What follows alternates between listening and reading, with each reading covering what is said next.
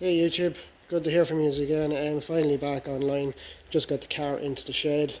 I'm looking forward now to cracking on and getting what needs to be done on it, give it a full respray. It's going back to its gunmetal colour. It's not going to be changed again.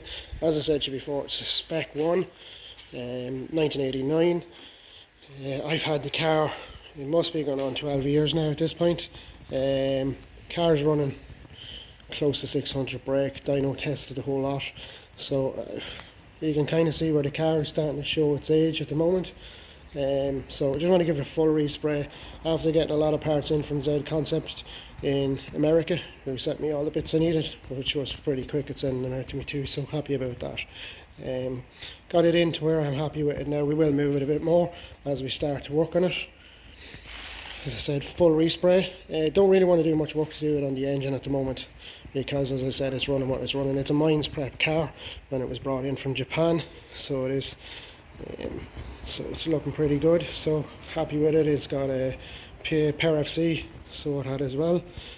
So just want to give it a freshen it up really, because I'm kind of in two minds. Do I keep it? Do I sell it?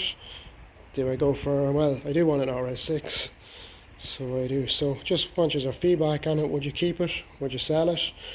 I don't know. It's kind of, I've had my fun over the years in it, so maybe let it go on to somebody else. So I don't know. We'll see what happens as we go through the process on this, and let you all see it as we walk through it. I will jack it up because I see a bit, want to get a bit of work on the brake discs and that. I want to change because it is drilled and grooved, upgraded discs, everything on the car. So it's looking good to have it in here.